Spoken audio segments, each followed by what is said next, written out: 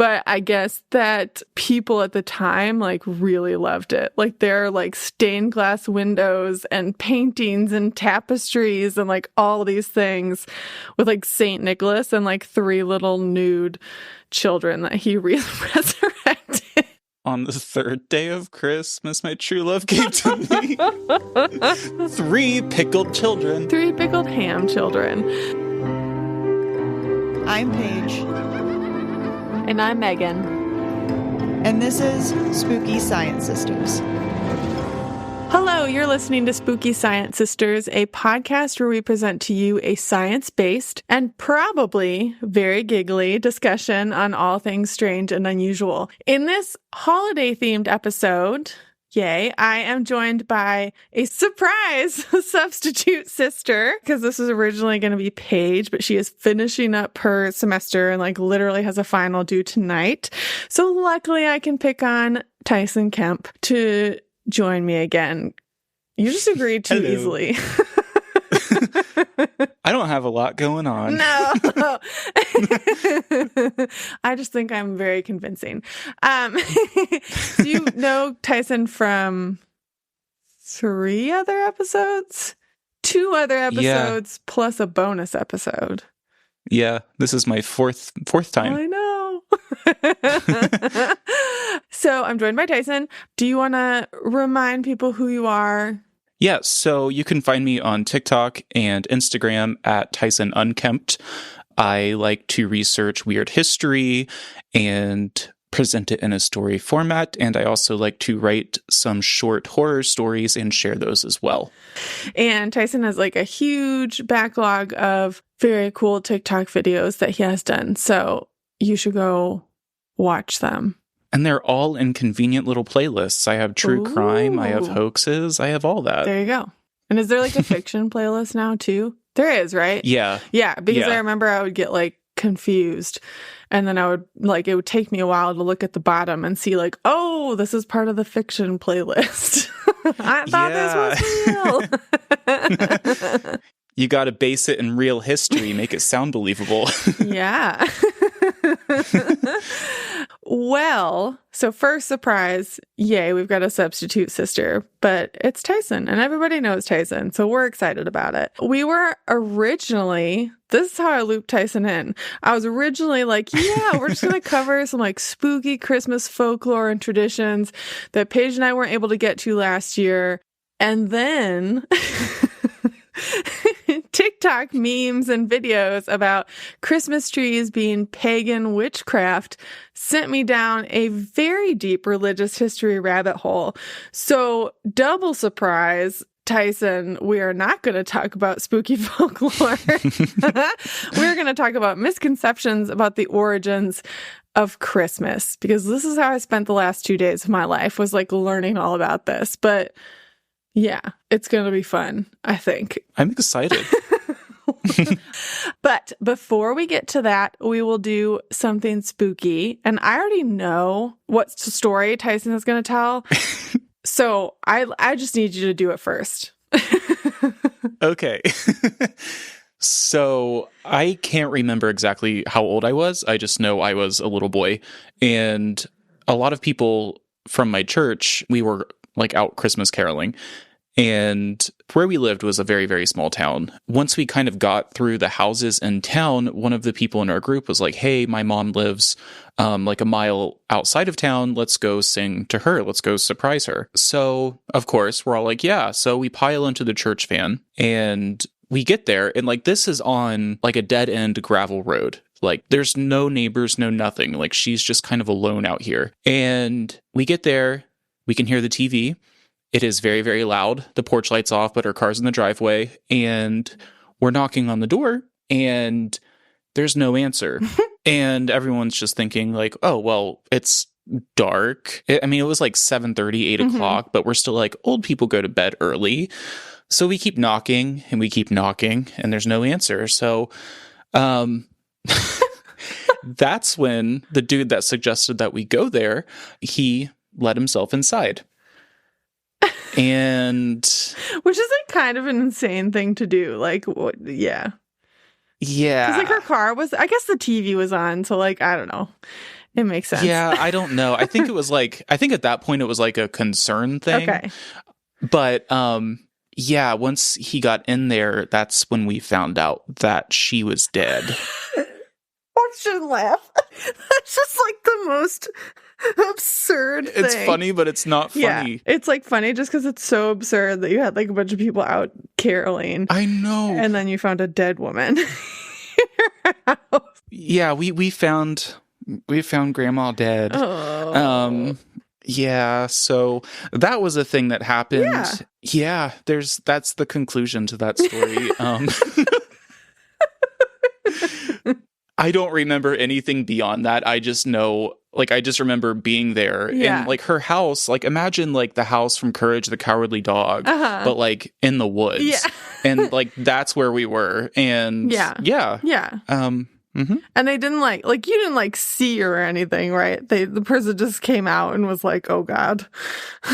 No, like I don't think I saw her, which I could have repressed that because I repressed this story.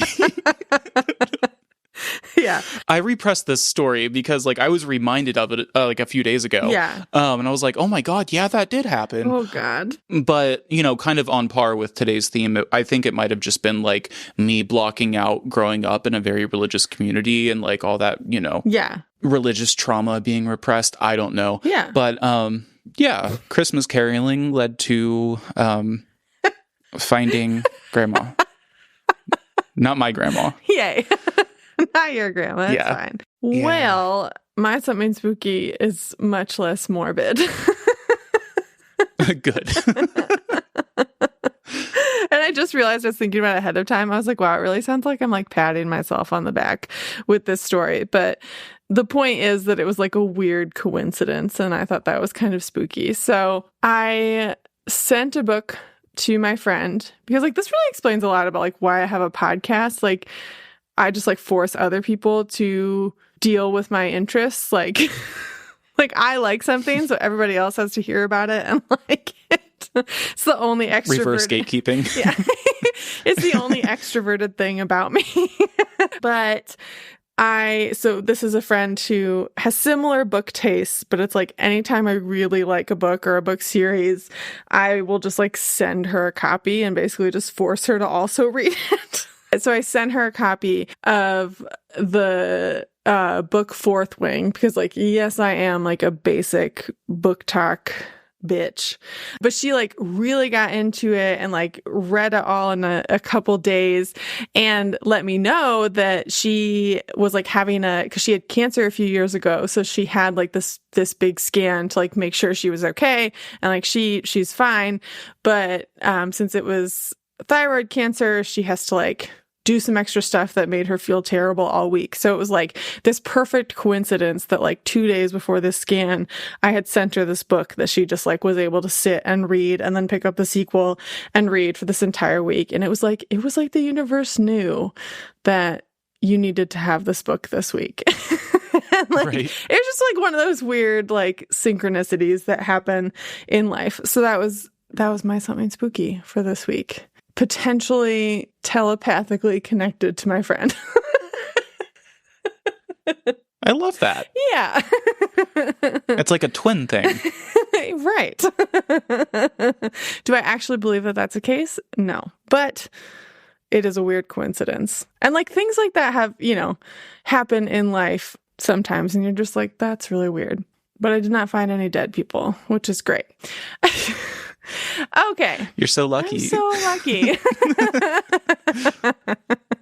Yeah, come to think of it, I never in my life like have I found anybody who was dead. So I'm hoping to like keep that going for forever if I can. I really hope that doesn't happen again. Right. I mean, there was like an instant where like at a previous job, we thought that somebody was like dead in a car in the parking lot, but no, she was just asleep with the windows rolled up in 95-degree weather. So that's why we thought she was dead, but no, she was fine. She was just taking a nap. Yeah. I worry that someone's gonna like call the police on me sometimes because I've like full on taken a couple naps in my car during lunch at work. Like someone's going to think something's wrong with me at some point. Oh, well. Okay, so let's jump into some religious history. Yay!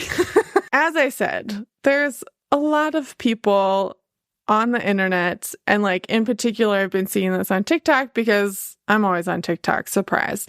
But there's a lot of internet witches, or as Jeremy so aptly called them, Barnes and Noble witches. During the Appalachian folklore episode we did. But a big group were claiming that everything Christmas was stolen from the pagans, or more specifically, that Christmas is just a complete pagan Yule ripoff. And as I mentioned, there's a particularly popular version of this going around that, like, sort of like a haha got you, that decorating a tree in your house is actually witchcraft because it's pagan. So I was like, all right, we're going to look into the validity of those claims and like do some debunking. Surprise.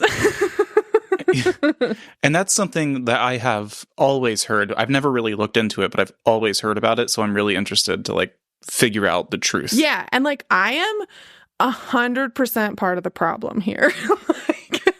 Like I had always heard that. And like, I didn't really think much of it. I was just like, yeah, okay. Like, areas that were pagan became Christian, and like they took up some of their traditions.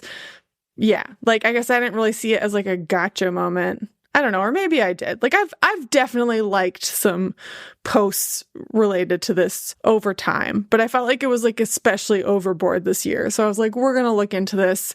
And I was like, oh shit, this is like all wrong. So this was a learning experience, and now we're all going to have one together.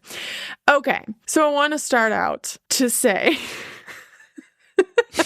I'm trying not to be like too defensive about this, but to be clear, I'm like not setting out to like defend the church or like be some sort of like apologist for the church by any means, because we all know that like the machine that's like the Catholic Christian church has done some terrible things over the centuries, and that has included in the name of converting people like those who practiced pagan religions. But the point here is like the answer is more complicated than like the black and white of the church is evil and they maliciously stole everything from other customs, Da Vinci Code style. So, yeah. And this is easier for me because like I grew up not in a religious household at all. So I have no religious trauma to unpack here. I just have it from a historical standpoint. Everything I know about Jesus is like from Jesus Christ Superstar. So, oh wow. Yeah, I had the exhilarating experience of growing up in a very conservative Baptist church. So, yeah. Yeah. Anyway. Okay, so that disclaimer aside, the first thing I wanted to start out with was that obviously, you know, this trend of saying like, oh, it's witchcraft to decorate the tree in your house, like it's setting out to like piss people off and push some buttons. But it is important to point out that like pagan doesn't equal witch and doesn't equal witchcraft. Right. I think in the modern version of paganism, it has been, I'm going to say that weird because I have like a Midwest accent. Come out like paganism, not paganism. Sounds really weird to say it that way. But it's become synonymous to some with practicing witchcraft. But like, even so, I am positive that there are many current pagans out there who would not say that they are witches. And then there's the point that back when Christianity was gaining popularity and building its own mythology, and yeah, we're calling it mythology because we're getting crazy here, but pagan referred specifically to those in Rome or Greece who practiced polytheistic or religions outside of, polytheistic religions or those outside of Christianity. But over time, the term has come to be applied more broadly throughout history and includes any religion that is outside of Christianity, and later all of anything that's outside all of the major religions, so like Judaism, Islam, etc. But that's a really broad group. So in addition to the Roman and Greek pagans, so sort of like the classical Mediterranean world, there were Norse and Celtic and Germanic pagans and Druids, and even various indigenous cultures and Egyptian and African religious practices would have been considered pagan. And that was the term. Pagan was the outside term used to describe the people practicing these religions. So it's not what those people would have called their own religion or theology. So it's basically just like, it is much too broad to equate pagan with witchcraft, and also to just say like, it's all pagan, because that's just such a broad term. And it applies to so many different regions and so many different, smaller regional traditions and religions that they were being practiced.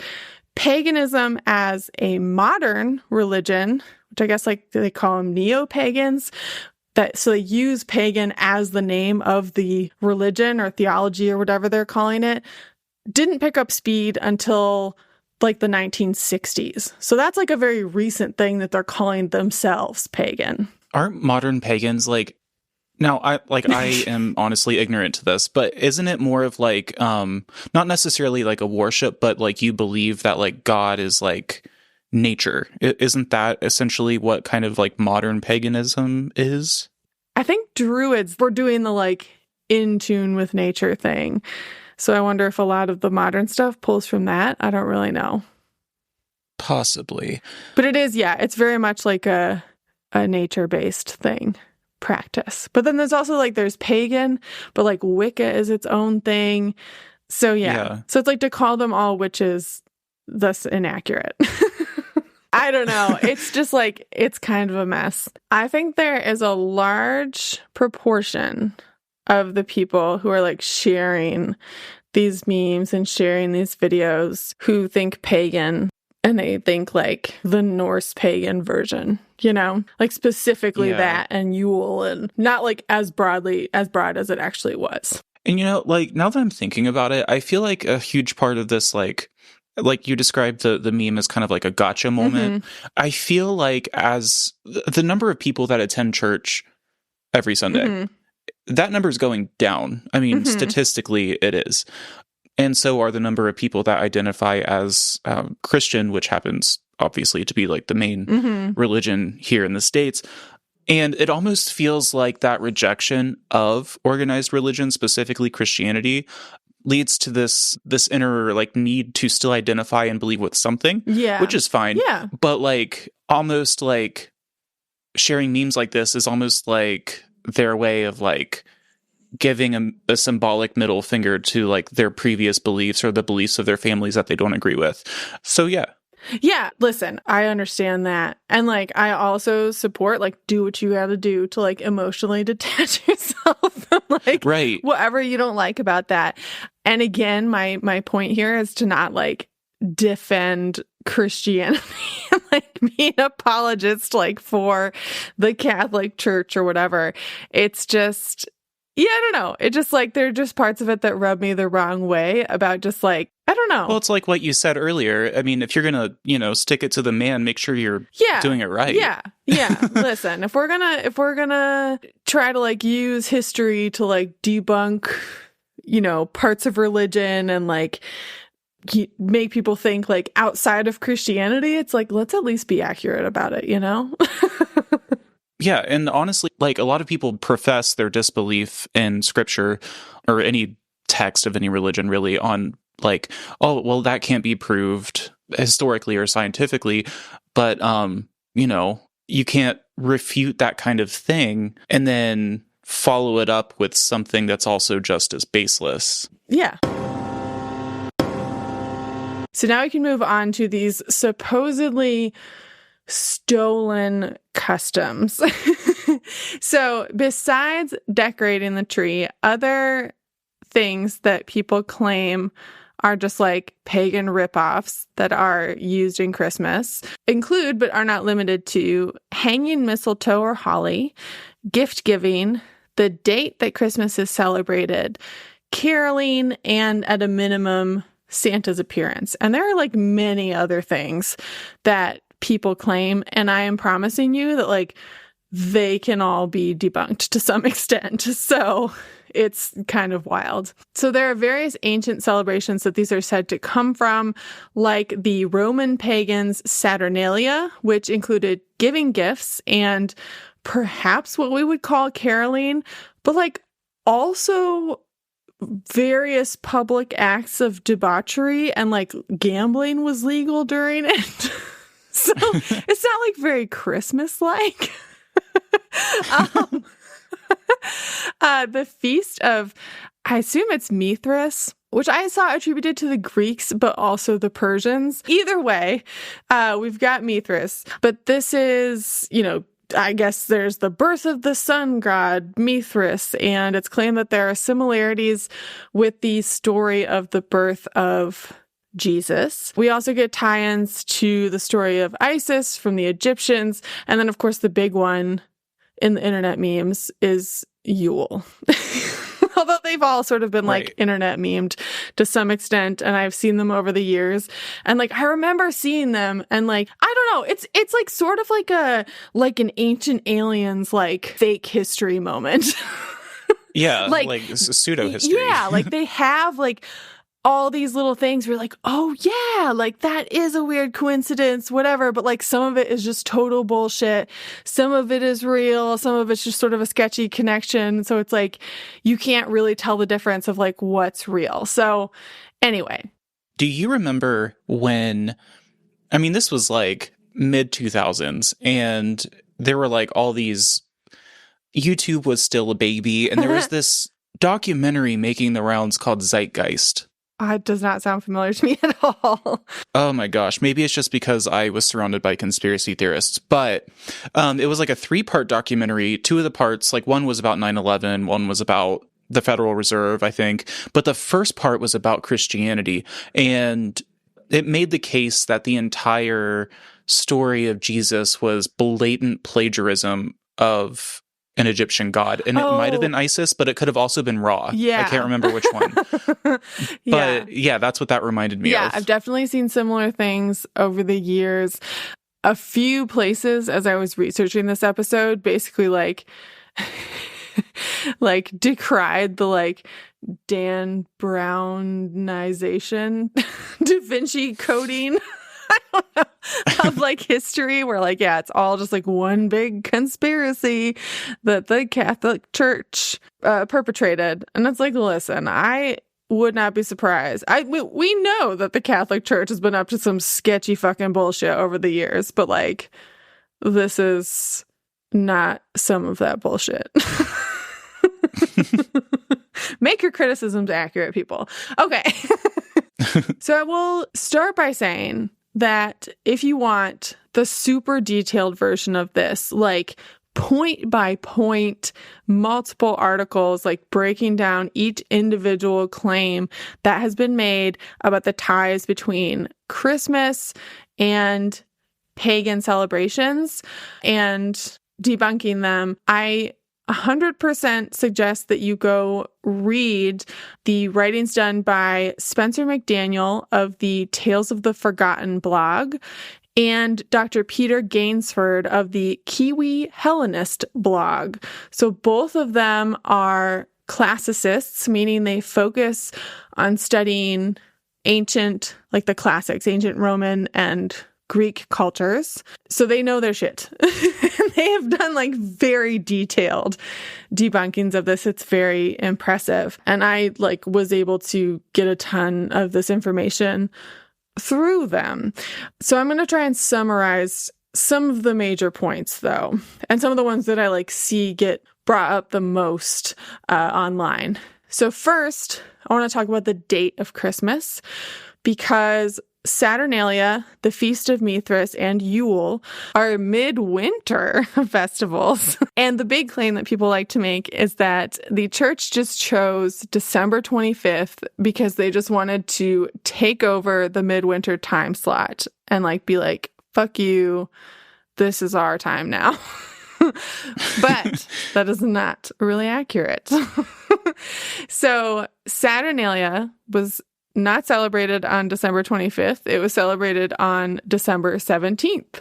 And at times was a multi-day festival lasting until somewhere between the 19th and the 23rd. And I guess like depending on who was emperor? Romans had emperors, right? Yes. Yes. Whoever was in charge.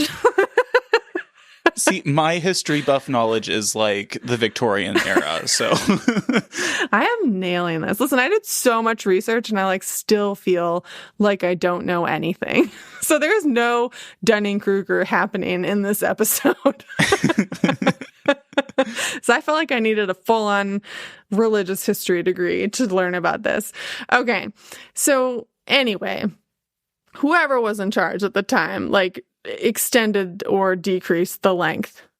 I don't know. I guess because they wanted it to be longer or shorter. But both Christmas and Saturnalia were celebrated for at least a century by early Christians. So like they existed together. They show up like on the same calendars or chronographies.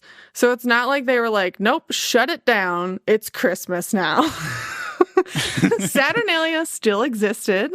Another one that people like to call out is Brumalia, which I think happened a little bit closer to December 25th, but like it also existed alongside Christmas and did so for probably even longer than Saturnalia lasted.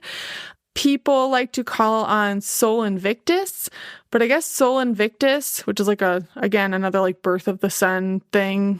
I guess that was only celebrated in a very small part of Rome and like potentially even just a single city that had some weird like sun cult going on.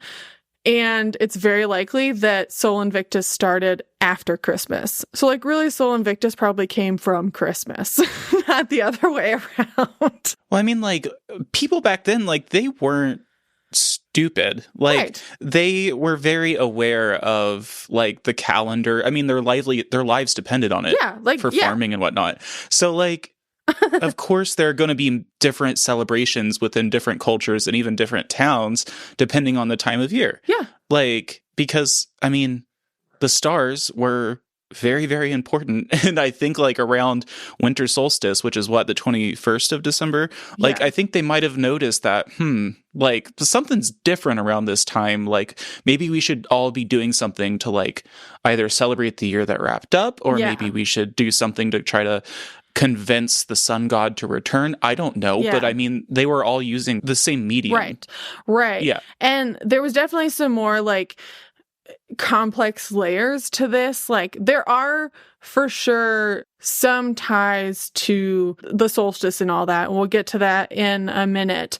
And I guess at one point, because the Julian calendar was like a little bit off, December 25th was the date of the solstice.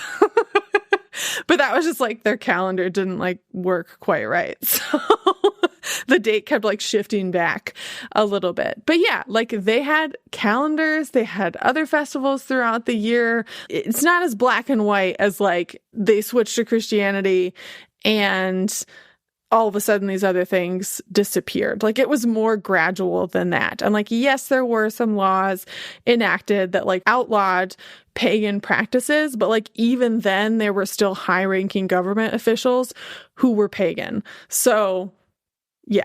So it's more complicated than that. Right.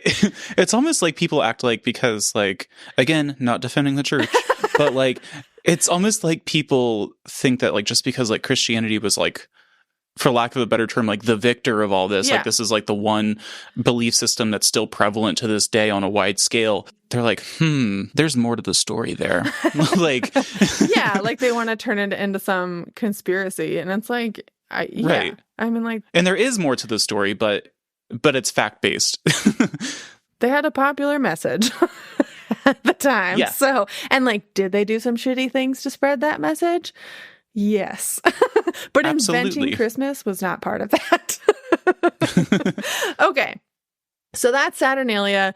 We can rule it out as like, we just took over Saturnalia and made it Christmas. They are different.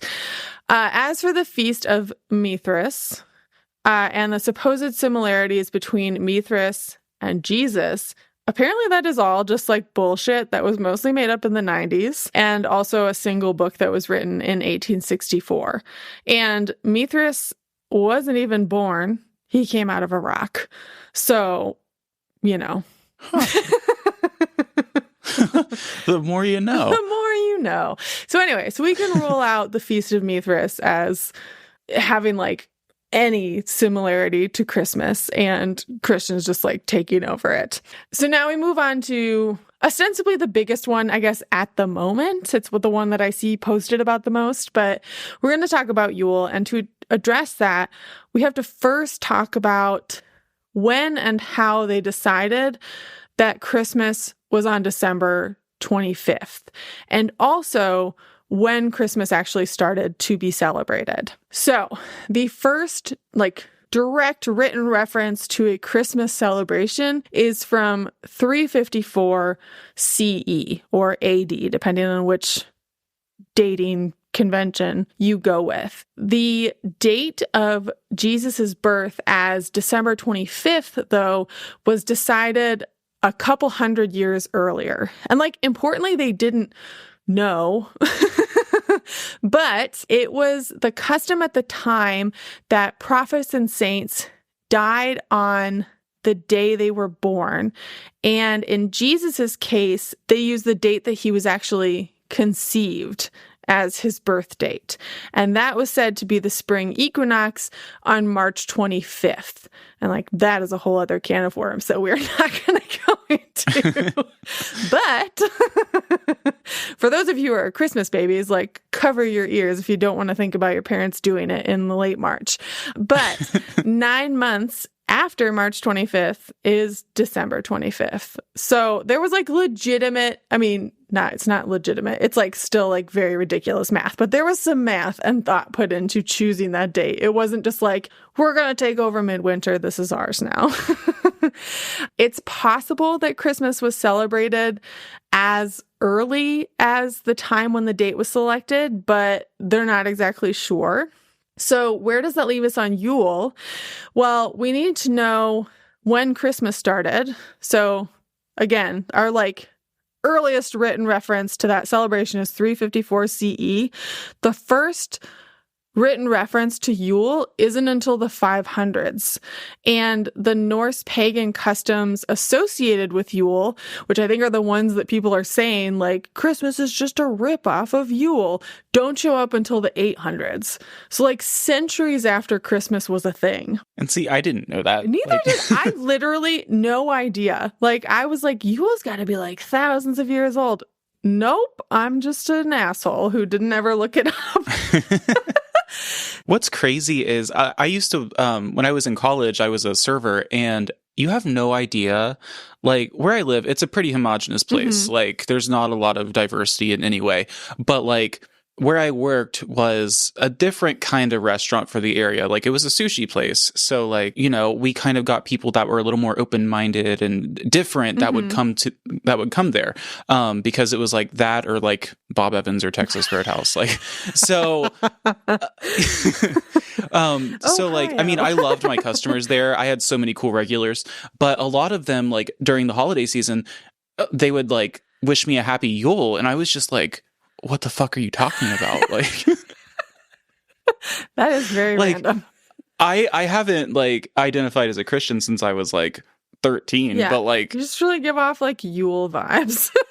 I guess I give Yule vibes, which is not a bad thing. Like, listen, I think Yule is great. I mean, like, to be fair, I guess I do have Scandinavian ancestry, there but you go. Like, so do I. They're like, I can smell it. Like, I just know it. I know that guy's really into Yule. All right. So yeah, that like blew my mind though. So the caveat to that is like, just because the first written reference isn't until the medieval period, I'm pretty sure that's solidly medieval. Good Lord, my history is terrible. But that doesn't mean that Yule wasn't celebrated before the 500s. But like, there is a decent chance that it is younger than Christmas. And like, we also know that Christmas was like for sure established in the Mediterranean, not in Germany and Nordic countries. And even learning that Christmas like has its origins in the Mediterranean, like even that's like kind of news to me, because when I think like Christianity, I think like Middle East. Yeah. Well, I mean, yeah, you should also think Middle East in terms of like the actual origins of like where Jesus actually lived and stuff. But yes, in terms of like who made up the official Bible stories, Mediterranean. Know what I mean? Mm-hmm. Yeah, you'd know better than me. I don't know anything. Okay, right. So like what we can gather from that is like Christmas and Yule are their own things. Christmas is not just like, let's rip off Yule. So another article that I read on this subject by Johnny Thompson, who is a former philosophy professor at Oxford, who now works full-time as a writer at Big Think, says that the Christian church and Christians viewed the beliefs and customs of the pagans and other religions as essentially being part of the way to the truth about God and Jesus. So when it came to the timing of Christmas and like when it was, you know, actually established as December 25th, the fact that these other celebrations occurred around what became the calculated or accepted date for it were essentially just more proof of Jesus's importance and like how everything revolved around the Christian faith. And even those customs that predated the birth of Jesus were just like heralding his coming. And the fact that a celestial event like the solstice lined up, or was at least close, was just like icing on the cake that their worldview was correct. And like, I think that's a really interesting viewpoint to bring to this. And you can totally see how like, as Christianity spread out of Rome and into these Germanic and Nordic countries where they had, you know, their own pagan religions, and the Christians moving there discover that like, hey, these people also already have a midwinter holiday, and they could just see that as like a sign that like these people already sensed that there was like something important about that time. They just like didn't know about Jesus yet. It's like the biggest confirmation bias ever.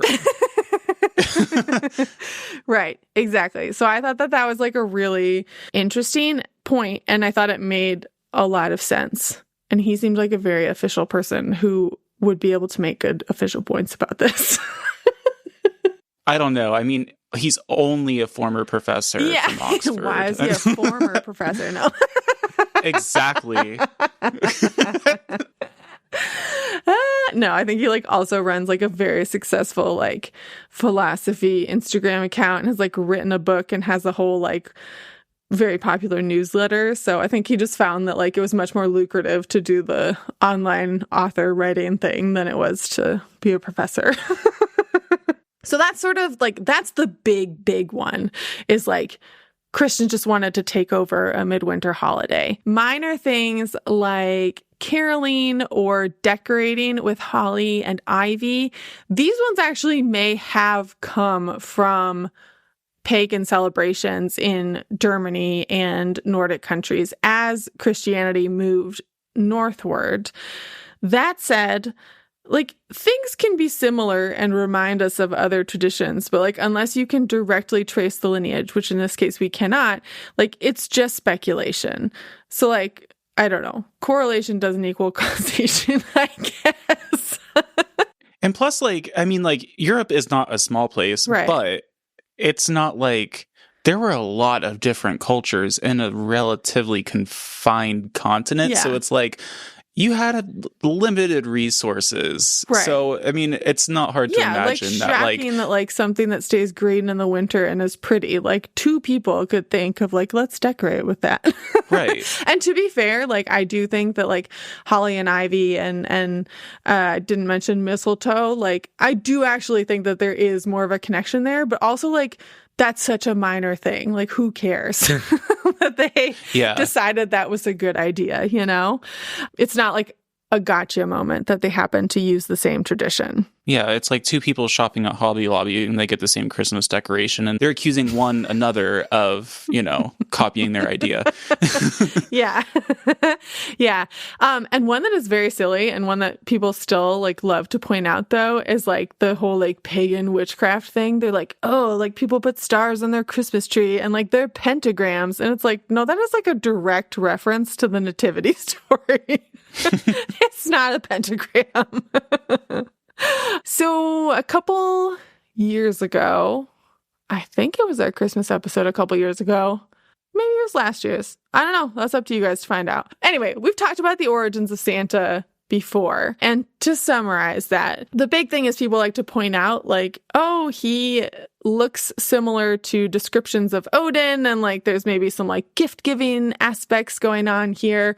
But Santa as we know him today is distinctly Christian in origin, and the modern representation of him, including the reindeer pulling his sleigh, comes from poems that were written by the Victorians in the early 1800s, including the famous "'Twas the Night Before Christmas."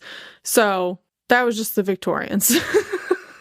This is a good place, though, to mention that we can also rule out Saturnalia and any other pagan holidays being the origin of giving gifts on Christmas. I guess that actually comes from Martin Luther of Germany inventing Christkind, a la Christkindlmarket, who was like a gift-giving fairy woman. It's unclear. But in an attempt to break people away from the Catholic tradition of worshiping saints. So Martin Luther was a Protestant. And that included St. Nicholas. And St. Nicholas did have like his own festival, but originally had no connection to Christmas. But over time, Germany's Christkind and then the Dutch Sinterklaas are eventually combined with St. Nicholas to come out as Santa Claus. But like there's no stealing. It's just like natural evolution of folklore, basically. Yeah. And yeah, that said, I also need to mention here that I did see a meme the other day saying that we don't talk enough about St. Nicholas's foray into necromancy.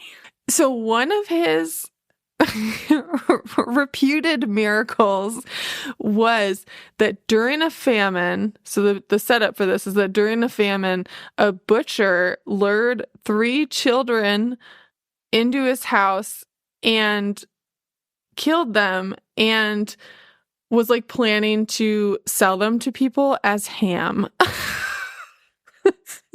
Fuck. I shouldn't laugh. Anyway, but St. Nicholas is traveling through the area and is able to see that the butcher is lying, and he resurrects the pickled children. Oh God, what kind of Frankenstein's monster did they look like? And like pickled? Yeah. They're pickled children? Well, I mean, I don't think they were pickled after he resurrected them. But like either way, like obviously this is like not a true story at all. There's no historical value here. But I guess that people at the time like really loved it. Like there are like stained glass windows and paintings and tapestries and like all these things with like Saint Nicholas and like 3 little nude children that he resurrected. On the 3rd day of Christmas, my true love gave to me 3 pickled children. 3 pickled ham children. Okay. Anyway, in addition to like our staunch belief that Santa Claus counts as a boogeyman, that he fits the definition, he also apparently can practice necromancy. Which makes it worse. Okay. Santa giveth and Santa taketh at will.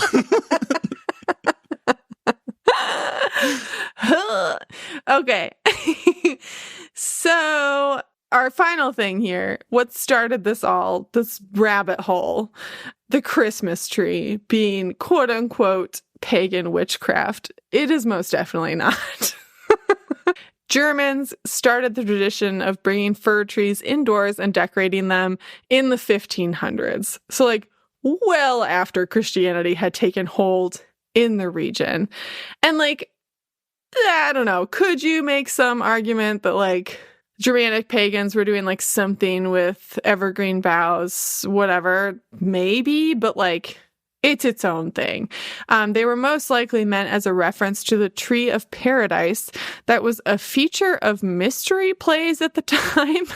Which, like, I really feel like I gotta get more information about. But the Tree of Paradise itself was a reference to the tree of knowledge of good and evil in the Garden of Eden. Yeah, that sounds more familiar than Tree of Paradise. Well, so Tree of Paradise was the thing in the play, and then that was a reference to the Tree of Knowledge of Good and Evil in the Garden of Eden. And then in terms of the English-speaking world, Christmas trees didn't become popular until the 1840s.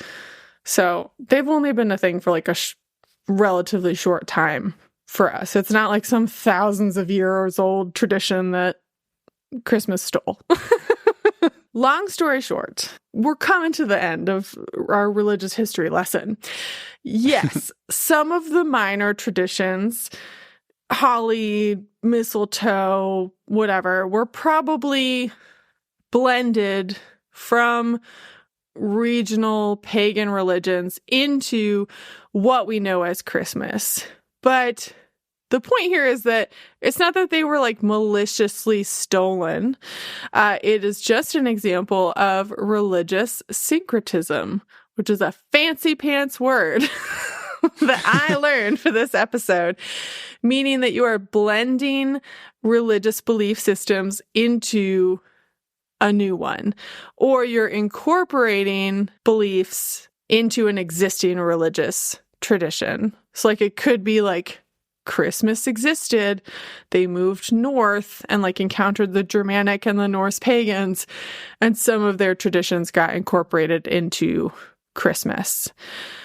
And again, we're not apologizing for the church. We're not saying that those who practiced pagan religions didn't also face terrible things at the hands of Christians trying to convert them. And like, I am fully supportive of like, you want to give them the middle finger for like being assholes to you. But it doesn't really have any bearing on like where we ended up with Christmas traditions. So it just doesn't really make sense to like use it as like a gotcha moment for modern Christians and modern celebrations of Christmas. Even though I know that there is a like large proportion of them who are very dramatic about the whole happy holidays thing. Yeah. Chill the fuck out. So anyway, so like that's like a normal thing to do. Like when one religion is becoming more popular in a region that had existing religions. And like, here's the thing, like you can say like Christmas is a pagan ripoff. And like, even if it was, if you went back before Yule existed or before these pagan celebrations, older pagan celebrations existed, they probably stole their stuff from somebody else. If we want to call it stealing. So like that's just the thing that happens. Like nothing is original even back then. Yeah. And then I also want to point out that like I think ironically, I'm like not clear that I understand the definition of irony anymore. The like Christmas is pagan rumor may have actually been started by Puritans. Who didn't agree with like the celebration of Christmas, or at least the way that it was celebrated, and were like trying to discredit Catholicism as like just being pagan. So like potentially you're just parroting Puritan misinformation. Yeah, I totally can get on board with that. Puritans hate anything that brings joy. Yeah. Yeah. And like they must, because Paige and I did the Salem trip and it is like so beautiful and nice on the coast there, and you're just like, you must have been like miserable fucking people to like be mad enough to enact this whole witch trial nonsense. Yeah. And like Puritans, like, especially when we think about like modern Christmas traditions, like a lot of that entails like nature and like kind of embracing like these evergreen plants and trees and everything. But like Puritans had a lot of hatred toward nature. Like they saw nature as the devil's playground. So like literally they did. They saw nature as something to be tamed. And so like I feel like just simply embracing something that isn't straight up Jesus Christ, like they're like, oh, like, yeah, that is pagan, that is evil. Yeah, heathen. Like I could totally believe that. Yeah. That this whole rumor might just be like Puritan propaganda to begin with, which is like makes it sort of funny that now it's people who consider themselves pagan parroting Puritan propaganda. You know, that is ironic. That's irony, right? Yeah, that is irony. I was like, I panicked. I panicked when I was writing that, and I was like, do I know the definition of irony anymore? Somebody call Alanis Morissette. She knows. Wasn't the whole thing that she didn't know, though? I don't know. Oh. I haven't heard that song for a long time, so I'm not sure. I've like read several articles that were like, nothing in that song was actually ironic. And I was like, well, isn't that ironic? I don't know. How meta. You know what? Maybe that was the point. Maybe it was. I believe. Maybe the irony in Irony by Alanis Morissette is that nothing is ironic. Oh, good God. Layers upon layers. Yes. So I don't know. Be angry. Do what you want to do. Celebrate what you want to celebrate, but be accurate. Right. Get it together, everybody. I mean, like, and I totally get, like, the rejection of... and why people would leave the church, because I did too. But, like, yeah, I mean, just... if you're gonna snap back, like, make sure that, you know, what you're saying is truthful. Yeah. Or at least as truthful as possible. Yeah. And for most people, I think it does come from an innocent place. Like, I don't think it's like necessarily like a malicious, like, haha, you are embracing witchcraft. Like, I don't necessarily think it's that. Yeah. So that is the origins of Christmas and how they actually don't relate that much to the pagans. Remind people one more time where they can find you. Yeah, so you can find me on Instagram and TikTok at Tyson Unkempt. Thank you very much for last minute joining me. We did it. That wraps up our episode on Pagan Christmas. Join us next time for episode 74, when Paige and I discuss some of the spooky folklore we didn't get to on last year's Christmas episode. If you liked this episode, hit subscribe and share with a friend. Check the show notes for links to all of our social media accounts, our Discord server, and Patreon. If you have any questions about previous topics or ideas for future episodes, email us at spookysciencesisters@gmail.com. As always, thank you for listening and stay spooky. Spooky Science Sisters is a proud member of the Evergreen Podcasts Network. For more information or to check out other shows, please visit evergreenpodcasts.com.